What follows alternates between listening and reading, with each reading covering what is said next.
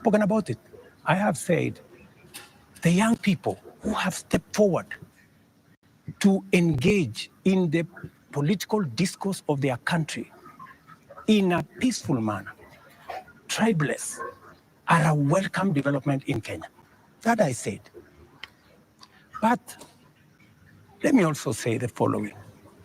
These great young people who have stepped forward to prosecute their agenda, the affairs of the country, I am certain that they did not ban parliament. Criminals and other agents who took advantage of a legitimate concern of Kenyans stepped in, went and banned the Chief Justice's office, went and banned City Hall, went and banned Parliament, and destroyed property of innocent citizens. The parents, Mr. President, what are you telling them? These things have happened under your watch.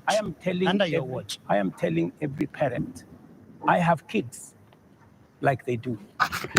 And I care when there are issues in town where criminals can take advantage of situations and create a situation where the police have to use rubber bullets, the police have to use live bullets in some cases, because that is what an independent police service has to do. And I am sure the police have a record and have an explanation for every incident that they were engaged in. And here is the incident, Mr. President. Just a moment. Here is the incident, Mr. President. This boy, 12-year-old, took 8 bullets into the body of a 12-year-old boy. What should you tell the mother of that boy? That boy is alive, right? No, it's not. Kennedy Onyango died. He's died. So he's the one who died? Yes. So you're not talking about the person who was shot with rubber bullets? No. Yeah? Shot with bullets 8 times. Let me tell you. Yeah. In Gong, this is the situation in Gong, right? In Gong, there was an incident where the police were overpowered by criminals. They took firearm from the police. They used that firearm against people. And one policeman had to shoot this fellow who had hijacked a gun from a policeman so that not to endanger the lives of more citizens. It is among the 3 people. One of the criminals is among the 3 people who was shot by the police after they overpowered the police and took the bullet and took the gun from the police and used it against innocent citizens. I cannot confirm to you that this is not the man that shot the child, but investigations are going on and we will get to the bottom of it. Mr. President, I am telling the mother of this young person that I, as president, will make sure that finally I will give her an explanation of what really happened and make sure that we bring this to a situation where, like her, like myself who have children, she too her child can be accounted for. Mr. President, the Kenya National Commission on Human Rights is the one that has accounted for 24 bodies lying in morgues. And those bodies, the records show that these people either died in hospital and while undergoing treatment for gunshot wounds, or they ended up in the morgue in the last 2 weeks with gunshot wounds. 24. These 24, Mr. President, are you saying that the security agencies have told you that these 24 were criminals, that these 24 were armed, they were posing a danger to the police officers, and that is what necessitated the police to use live bullets on them? Because the circumstances for a police officer to use a live bullet is clear, even in their own code of operations. It is when the life of that police officer is in danger, or when somebody else's life is clearly in danger, and the person who's endangering that person is armed. Were the 24 armed? Did they pose a danger a direct threat to the police? Two things. The same Kenya Human Rights Commission. Kenya National Commission. Kenya National Commission. The government agency. Yeah, the government agency. Yes. Told the nation that there was a massacre in Githurai and 20 people were killed in Githurai. Were 20 people killed in Githurai? Really?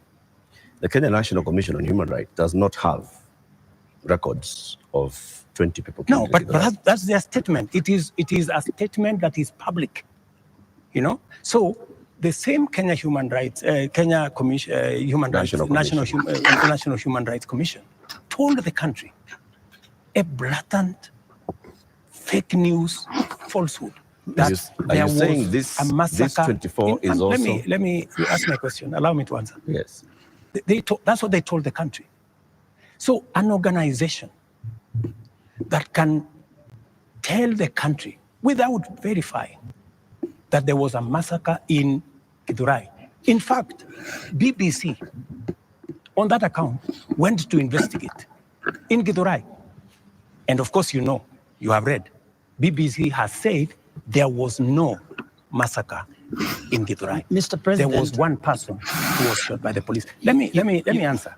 So, an organization that is as reckless as to say there was a massacre when there was none, now is telling us there are 24, the police are saying 19. We will find out where the numbers are. But that is the credibility of the organization that you're telling. Mr. President, that may well be. Let me also... My question, just on Mr. that President, issue, so that Eric can follow up. The people who died, yeah, that's where I'm coming. were they a danger to the police? That's where I'm coming. Are they the criminals that you're talking about? Let me tell you two things. There will be an investigation on how these 19 Kenyans died. There will be a clarity, an explanation for each and every one of them. I have told you one situation where somebody accosted the police, took over the firearm, started to shoot at people, endangering the lives of many other Kenyans. He was shot by the police. There is a situation in Parliament. How did the invaders in Parliament? They invaded Parliament and went straight for the armory at the Mausoleum. They went straight at the armory at the Sergeant at Arms office. Those are the investigations that we will get into, and a proper explanation will be given to the country. Are weapons lost? What I am saying... Are the weapons at the armories, at the Mausoleum, and inside Parliament? That is why there will be an investigation of how these armories were attacked. How did these people know that there was an armory in Parliament? Mr. President, you may not believe the Kenya National Commission on Human Rights, but surely you would believe your own deputy, who has said there's been a return to extrajudicial killings and abductions, contrary to what you and him promised the people of Kenya. Let me tell you, I am the president, and I speak for the government of Kenya, right? I made 3 commitments that I will make sure the police is independent, and I did that on my first day in office. Number 2, I said there will be no extrajudicial killing in Kenya. I have kept my promise. Number 3, I have told you that if there is any arrest by the police, that does not amount to an abduction, in my very honest opinion. Let's pause for a moment, Mr. President, and I just want us to go to that video over there, which will play on air, and let's pause and watch it together, Your Excellency. Let's watch this video. Sell them to the people of Kenya. They are intelligent people in Kenya to differentiate what is good from what is better and what is best. Ni jambo mbaya sana kama tutatumia askari polisi.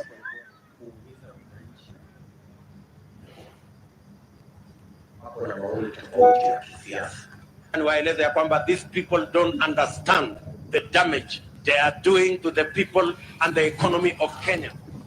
All right. Yeah, yes, the video in contention here was recorded earlier today. Yes. That of former MP Alfred Keter, being abducted in broad daylight. Mr. President, before you even talk about the entire incident, the children were screaming, and a sound that we believe belongs to the wife was also heard, screaming in distress. How does that make you feel? Three things. I have told you, I made a deliberate decision to make sure that the police operate independently. That's number one.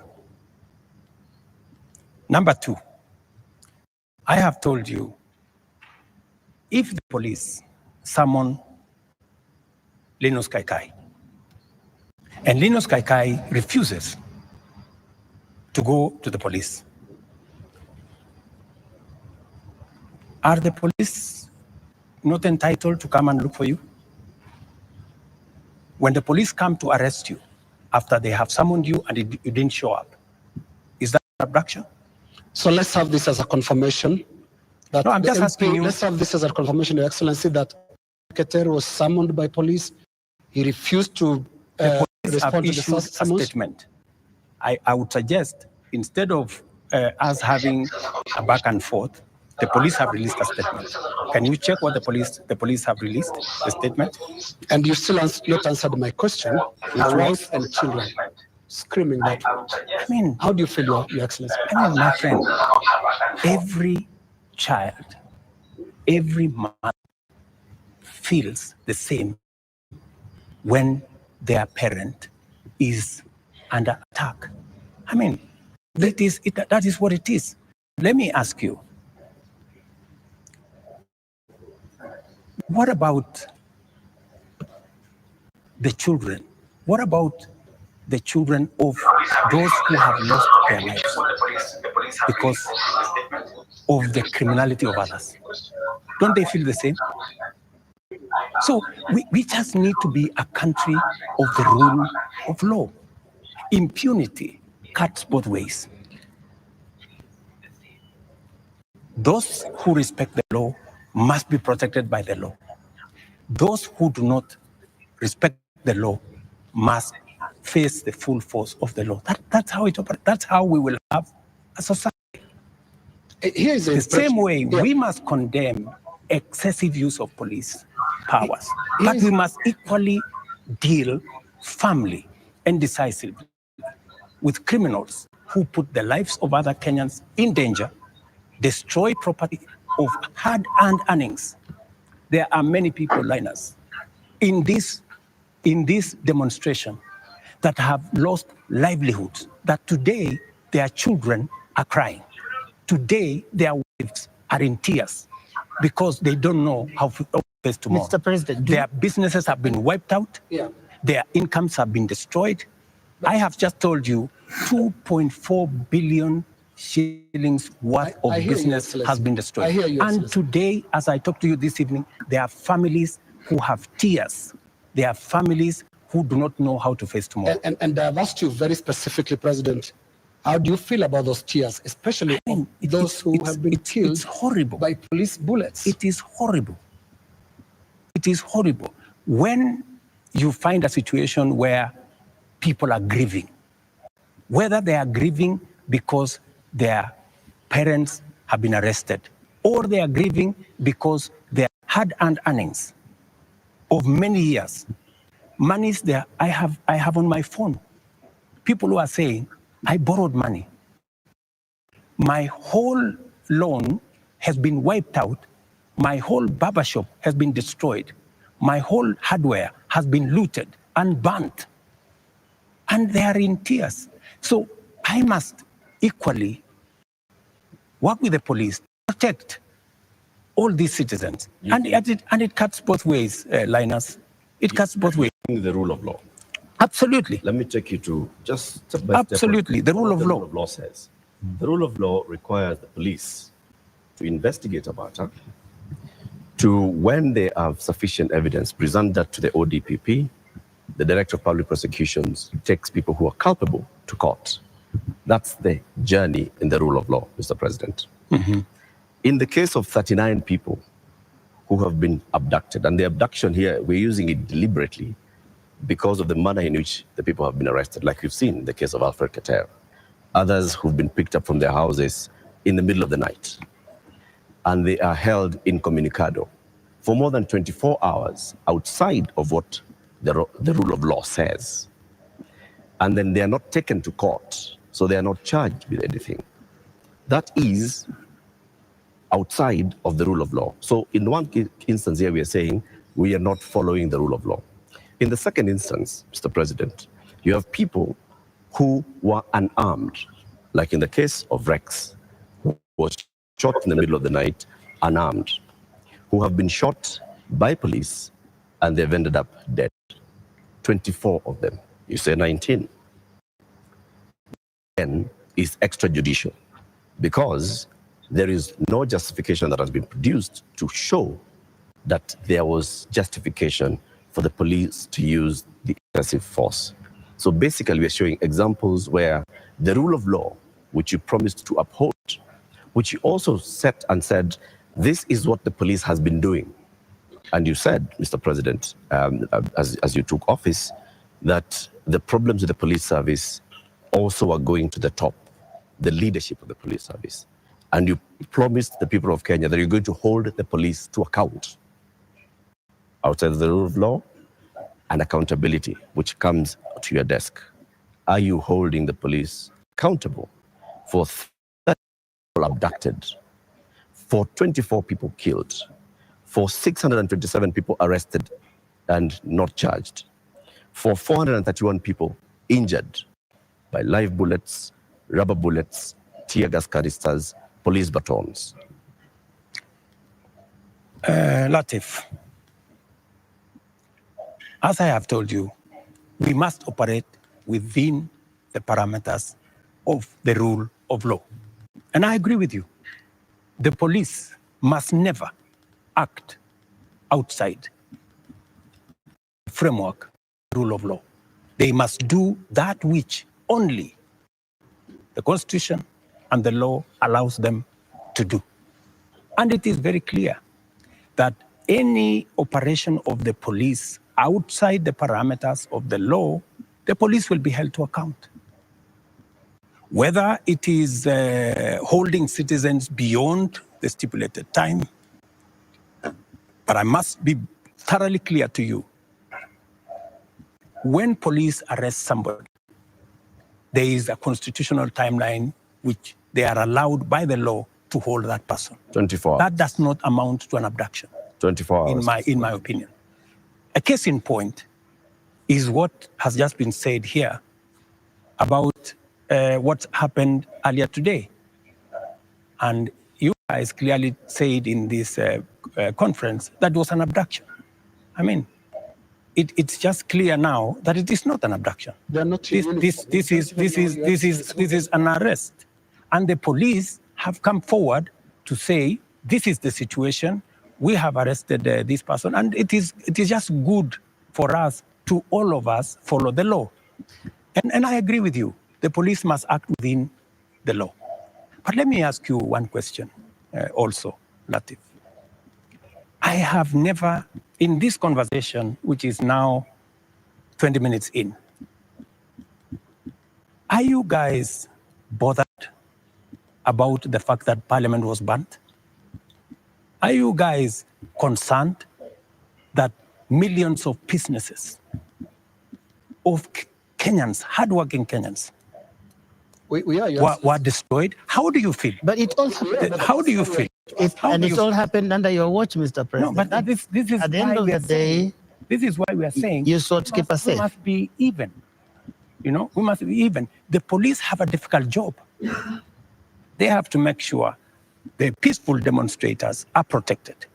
But they also must make sure that the criminals, and when you say criminals, you know, when I said the other day criminals, many people took offense that I was calling the demonstrators criminals. That's not. Families of the dead, that is not. That's a lot of offense. Family of Rex. Rex was killed in a week when the protesters were very peaceful. The first week of these protests were peaceful. We saw protesters carrying placards and water bottles. Rex was killed on his way out of work. Let me How do you tell feel? I mean, let me tell family, you when they hear let me- you say criminals. I mean, are you telling me Rex is the one who banned Parliament? But Rex died without breaking anything. No, I'm just telling you. He died You know, Rex before. There for are nothing. criminals Yeah. who infiltrated and caused mayhem. And in fact, some of the criminals are actually harmed. They actually harmed the peaceful protesters. Many of the peaceful protesters, they lost phones. They were attacked. In fact, some of the peaceful protesters were attacked by criminals, including a clear example of the one I have explained to you, that they overpowered the police, took the gun from the police, and started shooting innocent people. So we must deal with this situation globally. Mr. President. I feel for Rex and the mother. This should not happen to any child in Kenya, especially when they are engaged in a peaceful demonstration. Mr. President, the concern I've heard from the young people, because I've been speaking to a lot of them, and they say